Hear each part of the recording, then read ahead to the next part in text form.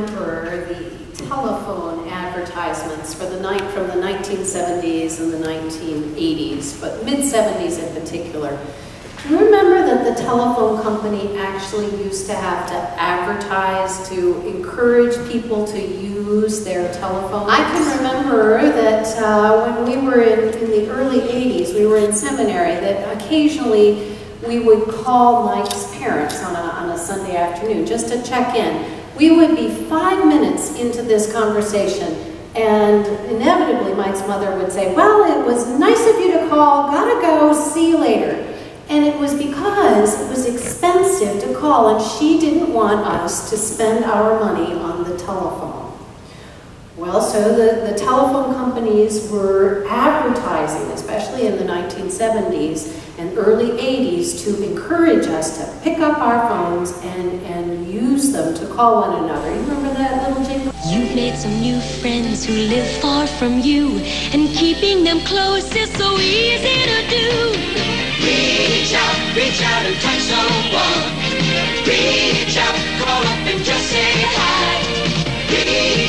Reach out and touch someone. Don't let those new friends get away. A telephone call now and then will bring them closer. They're waiting to hear from you. So reach out and touch someone. Give them a call. Right, do you remember this? Okay, yes. They were trying to get people to use the phone. Amazing. Well, we kind of fell in love with our telephones, actually. We became very dependent upon them, and we began to actually imagine what life might be like if we could actually use those telephones and not have to be connected with a cord. And you can see some of that in some of our television. So, for instance, you remember the Star Trek series. Captain Kirk with his communicator. Remember, he'd flip open that communicator, and he'd say, "Beam me up, Scotty," right? I used to look at those communicators and think to myself, I want one of those things wherever I go. And we have them. We call them cell phones. That's right. Another one of my favorite sort of sci-fi imaginings came from the Jetsons. Do you remember that little cartoon, the Jetsons, with that space-age family? Instead of a telephone, they had televisions in which they could actually speak to one another. So they'd turn on their television, and somehow or other they would call a relative, and the relative's face would pop up on the screen, and they could talk to that person face to face and actually see them and have a conversation. I used to watch that in amazement and think, gosh, we'll never have anything like that. We call that Skype, right, exactly. It's too much fun. Too much fun. Well, Terry, my youngest, has just gotten back from England. He's been over visiting family, and I'm sure that part of the reason that I was comfortable with sending my 18-year-old across the pond was not just that he was going to be staying with my relatives, but also I knew I would be able to be in touch with him. And I spoke to him virtually every day. Almost every day he was away in one way or another, but mostly through Skype on the computer, where I could actually see him, that he was still alive and well and eating and all of those kinds of things. We've always been in touch with my British relatives. When I was a child, we wrote letters, of course. And eventually, my father would bring home a tape recorder from the college, and we would make little cassette tapes and send them back and forth. We'd talk into the cassette and talk to the relatives and tell them what was going on. My father, who most of you know is an organist, would take the cassette tape down and he'd play some pieces for the relatives, and occasionally I would get to play something on the piano so that they would be able to hear that I was learning as well. It was wonderful fun. On occasion, rare occasions, usually on Christmas when their family was all gathered in one place and our family was gathered in one place, we would actually call and talk for maybe 10 minutes on the phone. A big extravagance. Well, too bad we can't just reach out and touch God the way we reach out and touch each other with cell phones and texting and telephones and Skype these days. Terry has, when Terry was over there, it was just remarkable to me that I was actually able to see my relatives that I haven't seen in probably 24 years and talk to them face to face and have a conversation. Too bad we can't do that with God, right? I was actually having a conversation with one of our younger members a couple weeks ago, and she was struggling with something in her life, and I suggested that maybe she should have a conversation about that with God. And she said, half in jest, God isn't answering my text messages right now. Well, what if God did answer our text messages? Would we want to be that close? What if God could ring up on Skype and suddenly look into our living room, into our homes, and into our lives and comment on what was going on?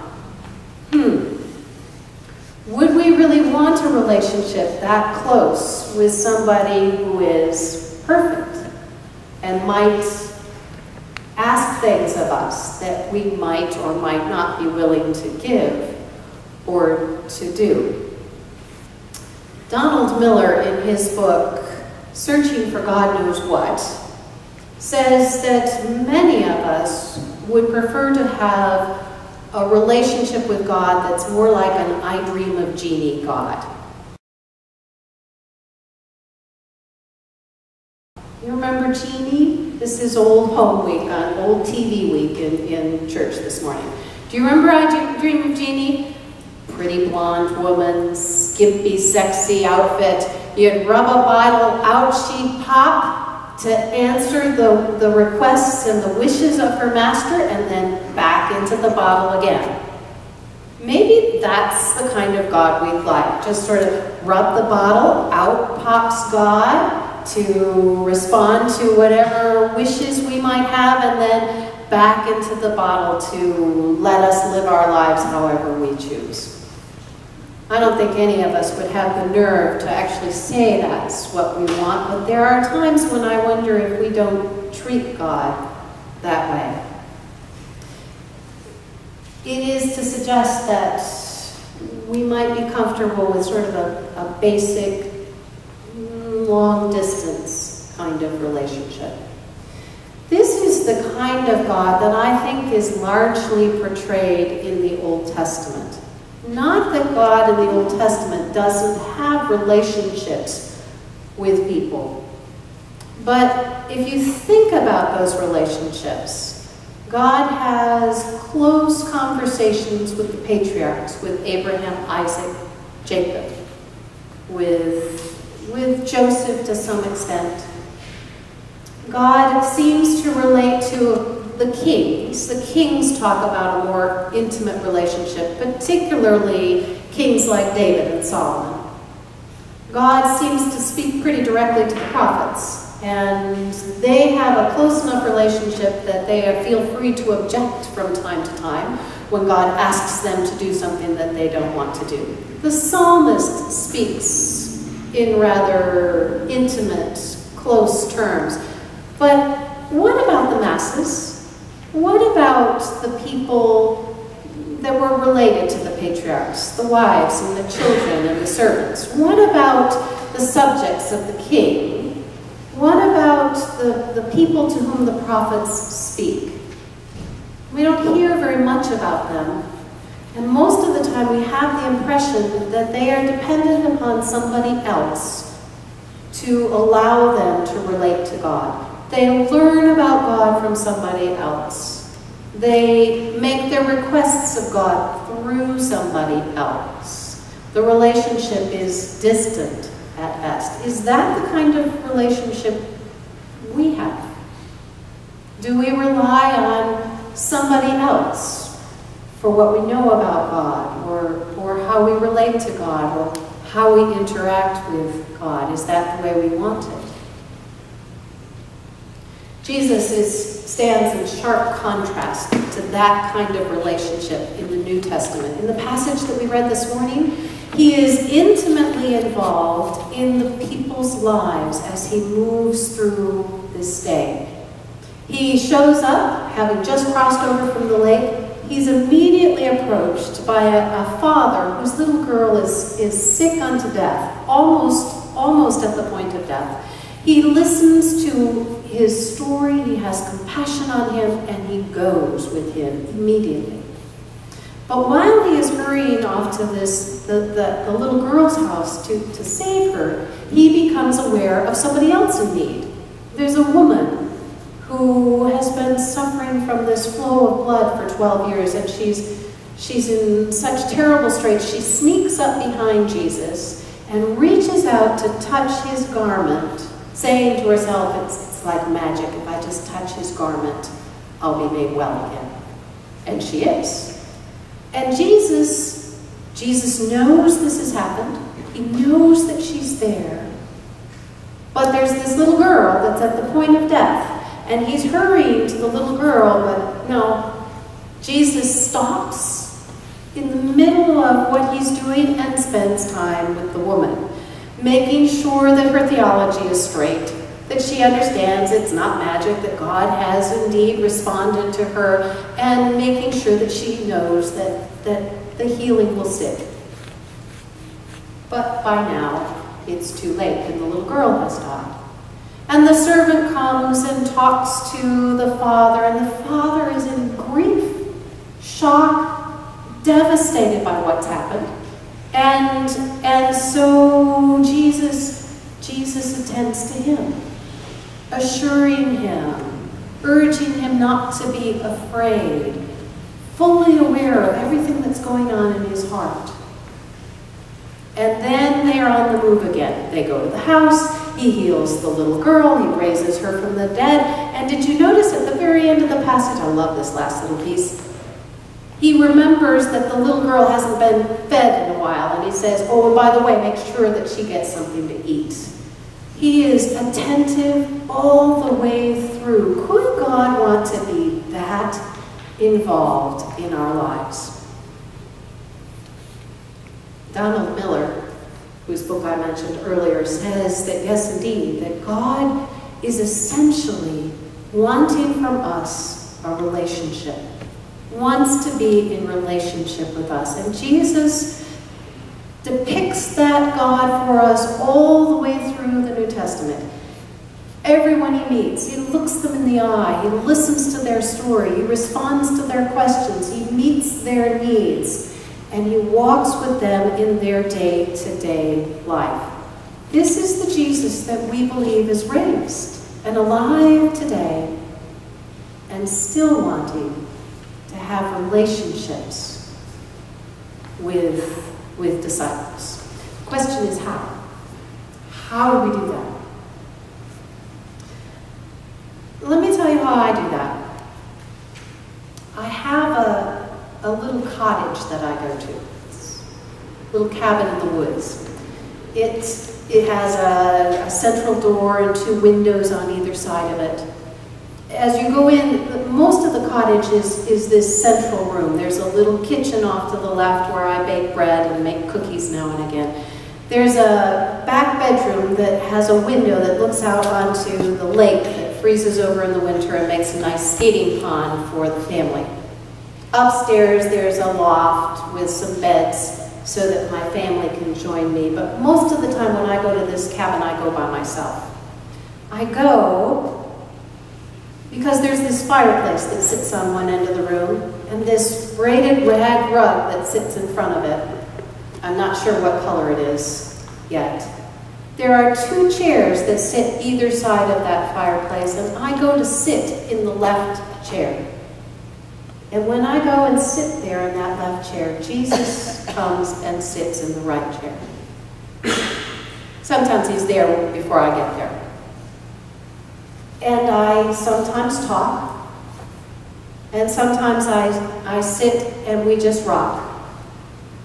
And sometimes I ask questions and then I listen very carefully for an answer, and sometimes I get one and sometimes I don't. I go there to be with the Lord. Now you may be wondering about this cabin. Where is this place? Obviously I don't have a second home. It's here. It's in my mind. It's in my imagination. I started doing this many years ago when a pastor in my teens took our youth group on an imagination trip, and we ended in this room and the phone was ringing and we were invited to pick up the phone and talk to God. And so occasionally I would go back when I needed to talk to God, and I'd sort of recreate this in my mind. I'd pick up the phone and I'd talk to God. Well, I got tired of talking to God on the phone, and so I began to imagine a beach in which I would go and sit and talk. But eventually I found this cabin, and I've been going there for years. And I visit it again and again, and I see more of it as time goes on. I share this with you because I commend it to you. It's one way for spending time with God. There are others, certainly. It may be that imagination doesn't work for you, and that you simply need to find a place in your house to have a cup of coffee with God, on your back porch or on your kitchen. Somebody after the first service said it was in their back swing.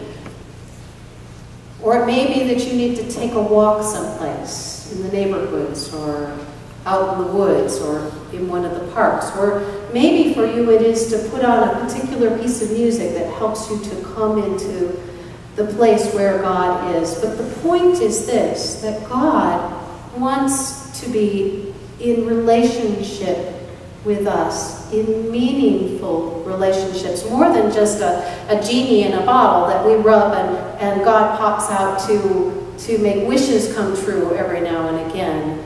God wants to be involved in our lives and influencing our lives, and to be the one who is present with us and shaping us into his children. And so God invites us to reach out and touch in ways that make sense to us, in ways that work for you. When I was a child, my family used to occasionally go and visit with the Hawkins, the Hawking family. My father and Art Hawking had been friends from childhood, from a very long time, and so we would go and visit on occasion, not too often because the wives didn't get along very well. But we would go, and the mothers would go, and they'd be in the kitchen, and they'd make food, and the 6 children would all go and create a rumpus out in the woods, out behind the house. And my father and Art Hawking, Mr. Hawking, his friend, would sit on the couch, and they'd talk for a while, and then they'd sit. And they'd talk for a while longer, and then they'd just sit quietly. And I remember after one of these visits asking my dad, "Did you have a good time?" Because it sure seemed to me that he sat an awful lot and didn't say much to his friend. And I expressed that, and my father just laughed, and he said, "Oh, Mr. Hawking and I have been such good friends for such a long time. We don't need to talk to one another. Sometimes we just like to sit and be together that way."